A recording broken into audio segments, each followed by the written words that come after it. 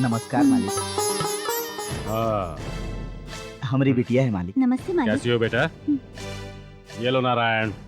आपका ये एहसान हम नहीं चुका सकते मालिक। इसमें एहसान की क्या बात है, बस तुम्हारा एहसान चुकाया है मैंने। वैसे मुझे तुमसे एक मदद चाहिए। हाँ। कैसा मदद मालिक? नहीं नहीं नहीं तुम्हारी बेटी से मदद चाहिए। एक बात बताओ बेटा, तुम और राम राजू की पत्नी जानकी अच्छी सहेलियां हो ना? हाँ मालिक। उस खानदान को आपस में लड़वा दो। वैसे मुझे कुछ कहने की जरूरत नहीं है, तुम अपने तरीके से ये करो तो अच्छा होगा। बस शिवराम के परिवार को तुम टुकड़ों में बांट दो। पहले मंदिर में मेरी बेइज्जती की और आज दोबारा शादी में बेइज्जती की उसने। ये तू क्या कह रही है? तू जब से पैदा हुई है तूने कोई काम नहीं किया। वो तुझे शादी में बहुत कुछ देना चाहती थी, लेकिन उन्होंने कुछ भी लेने से इनकार कर दिया। जब तक तेरे जेठ जेठानी का राज इस घर में है, तब तक तू इस घर की बहू नहीं, एक नौकरानी की तरह रहेगी। मौका देखकर तू अपने पति को मुट्ठी में कर ले, तभी सब लोग तेरे आगे झुकेंगे, वरना तू जीवन भर पछताएगी। मैं जो तुझसे कह रही हूँ हमेशा याद रखना, वरना तेरी जिंदगी बर्बाद हो जाएगी।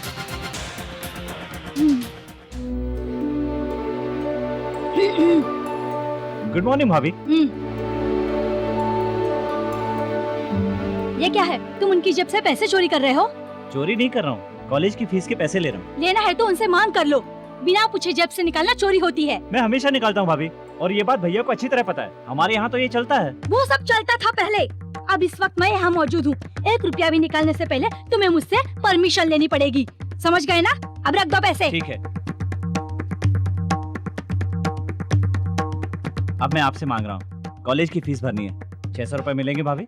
पैसे वैसे कुछ नहीं है, बाहर जाओ।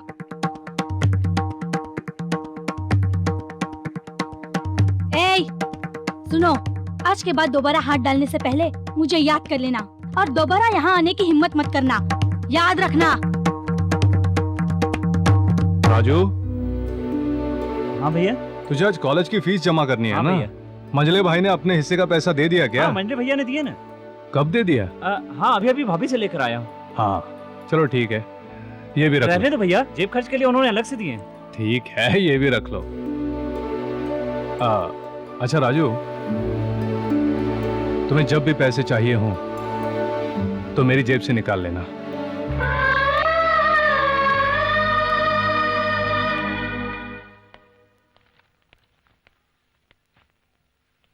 जानकी, ए जानकी, छोटे ने जेब से पैसे निकाले क्या? नहीं, चोरी कर रहा था। चोरी करा था? उसे पैसे निकालने से पहले मुझे पूछना चाहिए था। क्या? मेरा भाई मेरी जेब से पैसे निकालने के लिए तुमसे क्यों पूछेगा?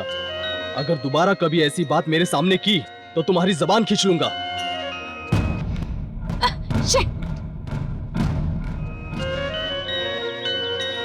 ए छोटे! भैया, भाभी ने क्या कहा छोटे? ऐसा कुछ नहीं कहा। क्या कुछ नहीं कहा? जब उसने तुझे चोर कहा तब तू उसे एक खींच कर देता तो मुझे तुम पर बहुत फक्र होता। भैया, ऐसा कैसे हो सकता है? भाभी तो माँ के समान होती है, इसमें भाभी की कोई गलती नहीं है भैया। मुझे सफाई नहीं चाहिए, ये लो, ये पैसे रखो। रहने दो भैया, बड़े भैया ने दे दिए। फिर मैं कौन हूँ? भाई हो। भाई हो ना, तो फिर ये पैसे रख लो। ठीक है भैया। तुझे जब भी पैसों की जरूरत होगी बेझिझक मुझसे मांग लेना। भाभी की बात का बुरा मत मानना, जो हुआ उसे भूल जा। ठीक है भैया। लो बस आ गई। रुको रुको।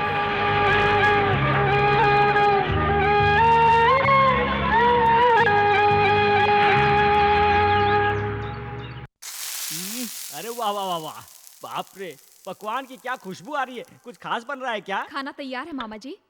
खाना तैयार हो गया?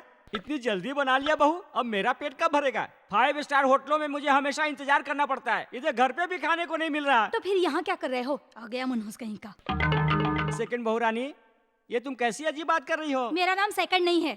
ऐसा मत कहिए आप, हम अपने हिस्से के खाने में से इनको 2 रोटी दे सकते हैं। इतनी हमदर्दी है तो अपने हिस्से से खिलाओ। अरे रे रे रे, तुम लोग क्यों लड़ रही हो? हराम का खाने वालों के लिए मिर्च नमक ज्यादा ही डालना पड़ता है। छह, 2 वक्त की रोटी कमाने वालों को ही पता है कितनी मेहनत करनी पड़ती है। हराम का खाने वालों को क्या पता चलेगा?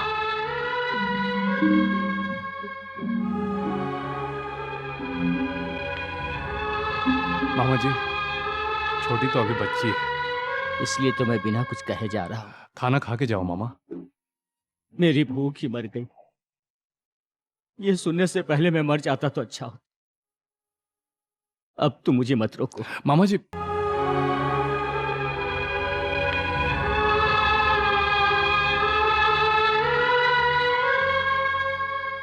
भाभी हाँ, थोड़ी खीर मिलेगी क्या? लाती हूँ। राम सिंह, हाँ भैया। यहाँ आओ, बैठो। नहीं ठीक है भैया। मैं कह रहा हूं बैठो। आज से तुम अपना चूल्हा अलग कर दो। ये आप क्या कह रहे भैया? मुझे अलग होने के लिए कह रहे? इसके बदले आप मेरी जान मांग लेते तो खुशी से दे देता। ये बात नहीं है। मैं तुझे घर छोड़कर जाने को नहीं कह रहा हूं। रहेंगे तो हम एक ही छत के नीचे। एक छत के नीचे रहकर अलग से खाना बनाना, आप लोग से अलग ही रहना हुआ ना। ये काम मुझसे नहीं होगा भैया। जानकी अभी छोटी है, वो अपने पति के साथ अपना अलग संसार बनाने के लिए सोच रही है। अगर उसे अलग ही रहना है तो वो वापस अपने मायके चली जाए। रुक जाओ, मैं कौन हूं? बड़े भैया। भाई की बात माननी होगी। आज से तुम और तुम्हारी पत्नी अपना चूल्हा अलग करोगे।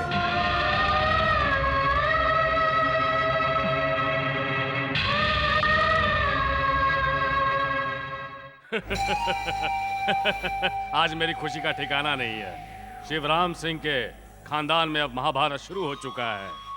अब देखते जाओ कैसे उनका साम्राज्य टूटता है। मैं तुम्हारी शादी में जरूर आऊंगा बेटा, और अक्षर डालकर आशीर्वाद भी दूंगा। मालिक, आपने जो कहा वो मैंने किया। उसके बदले में आपसे कुछ कहूंगी तो करेंगे क्या? हाँ बताओ बेटी। भगवान के लिए मेरी शादी में मत आइएगा। अगर आपने मुझे आशीर्वाद दिया तो मेरा घर भी बर्बाद हो जाएगा। ई का बकवास कर रही है? मालिक हमरे लिए भगवान है। तुझे तो हम अरे ओ भाई साहब, अभी से तुम मार डालो या सूली पर टांग दो। चल कहां से ले चल जाओ? घर चल चल। जानकी, आज श्रावण शुक्रवार है, मैं मंदिर जा रही हूँ। तुम भी मेरे साथ चलोगी क्या? मुझे तुम्हारे साथ नहीं आना है। मैं आज तक अकेले कभी नहीं गई हूँ, आज पहली बार अकेली जा रही हूँ। तुम साथ में चलोगी तो अच्छा रहेगा। मैं तुम्हारे साथ चलूंगी तो तुम्हारी शान बढ़ेगी, लेकिन मेरी बेइज्जती होगी। बेइज्जती होगी? मेरे साथ चलने में तुम्हारी बेइज्जती? जी हाँ, क्योंकि मैं जो साड़ी पहनती हूँ 1700 रुपए वाली पहनती हूँ, और तुम्हारी साड़ी छी।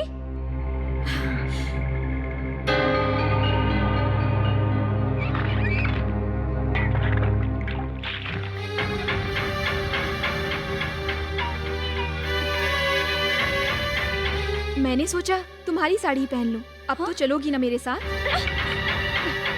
तेरी हिम्मत कैसे हुई मेरी साड़ी पहनने की? हम दोनों साथ में रहते हैं, कोई भेदभाव भी नहीं है। एक दूसरे की साड़ी पहन ली तो इसमें गलत क्या है? बहुत गलत होगा। क्या हम दोनों अपने पति आपस में बदल सकते हैं? नहीं ना, तो इज्जत से साड़ी उतार दो। खड़ी होकर मुंह क्या देख रही हो? चलो उतारो, उतार साड़ी।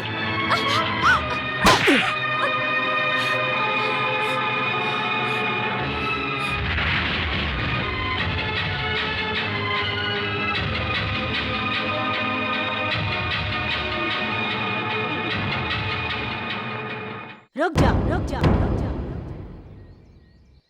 क्या हुआ बेटी? तुमने मेरी शादी राम के साथ कराई थी, वहाँ से सूटकेस लेकर आ गई तो कोई तो वजह होगी। तुझे मैंने ससुराल इसलिए भेजा कि तू अपनी शादीशुदा जिंदगी इज्जत से बिताए, लेकिन तू सूटकेस लेकर यहाँ चली आई। मतलब तूने वहाँ क्या किया होगा मैं सब समझ गई। समझ में आ गई ना? मैं यहाँ पर तुम पर बोझ बनने नहीं आई हूँ। अरे मेरी बातों का जवाब दिए बगैर कहाँ जा रही हो? क्या जवाब दूँ तुझे? शादी के बाद ससुराल ही तेरा घर है, चली जा यहाँ से। मैं मर जाऊंगी लेकिन वापस वहाँ नहीं जाऊंगी। यही रहने का फैसला करके आई हूँ मैं। तेरी शादी और विदाई होने तक ये घर तेरा था, अब शादी के बाद ससुराल ही तेरा घर है। चली जा। मैं वहाँ नहीं जाऊंगी। तुम्हें यहाँ रहने की इजाजत मैं नहीं दूंगी। तो फिर मैं कहाँ जाऊँ? कहीं भी जाके मर जा।